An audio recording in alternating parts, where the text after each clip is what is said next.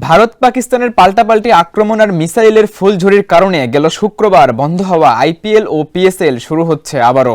মার্কিন president Donald ট্রাম্পের তৎপরতাই যেন খুলে দিয়েছে সেই পথ। শনিবার যুদ্ধবিরতির পর এই দুই টুর্নামেন্ট ফের শুরু করতে আলোচনায় বসেছে উভয় দেশের ক্রিকেট বোর্ড।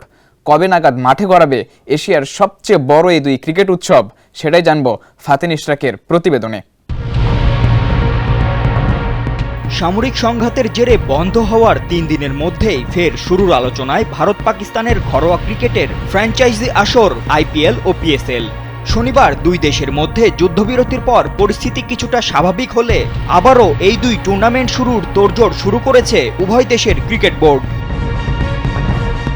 স্টেডিয়ামে হামলার ঝুঁকি, নিরাপত্তা শঙ্কা সব মিলিয়ে গেল শুক্রবার স্থগিত হয়ে যায় এশিয়ার সবচেয়ে বড় এই দুই ক্রিকেট উৎসব। তবে মার্কিন প্রেসিডেন্ট ডোনাল্ড ট্রাম্পের তৎপরতায় গতকাল এই দুই দেশের মধ্যে যুদ্ধবিরতির পর নতুন করে আবারও এই ফ্র্যাঞ্চাইজি টুর্নামেন্ট দুটি শুরুর আলোচনা চলছে।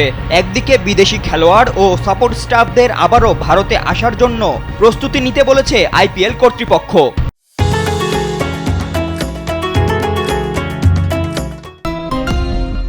অন্যদিকে ভেন্যু চূড়ান্ত করতে আলোচনায় বসছে পিএসএল কর্তারা। পাকিস্তানি গণমাধ্যম জিও নিউজ বলছে, যুদ্ধবিরতির পর ফের পিএসএল মাঠে গড়ানোর লক্ষ্যে ৬ ফ্র্যাঞ্চাইজিকেই বিদেশি ক্রিকেটারদের দুবাই এবং স্থানীয় ক্রিকেটারদের দেশে প্রস্তুত রাখার আহ্বান জানানো হয়েছে। এছাড়া এবারের আসরে যে ৮ ম্যাচ বাকি রয়েছে তা এক ভেন্যুতেই আয়োজন করা হতে পারে বলেও জানায় গণমাধ্যমটি। অপরদিকে ভারতীয় গণমাধ্যমগুলো বলছে, ফের কবে থেকে মাঠে গড়াবে আইপিএল সে নিয়েও বৈঠকে বসছে গভর্নিং কাউন্সিল। ইতোমধ্যেই বোর্ড সব দলকে জানিয়েছে যে সব ক্রিকেটার ও সাপোর্ট স্টাফরা দেশ ছেড়ে ফিরে গিয়েছেন তারা যেন ভারতে ফিরে আসার জন্য তৈরি থাকেন। বোর্ডের সবুজ সংকেত পেলেই দলের সঙ্গে যোগ দিতে হবে তাদের। তবে বৃহস্পতিবারের আগে যে বিশ্বের ফ্র্যাঞ্চাইজি ক্রিকেটের সবচেয়ে জনপ্রিয় এই আসর শুরু হচ্ছে না এটা নিশ্চিত।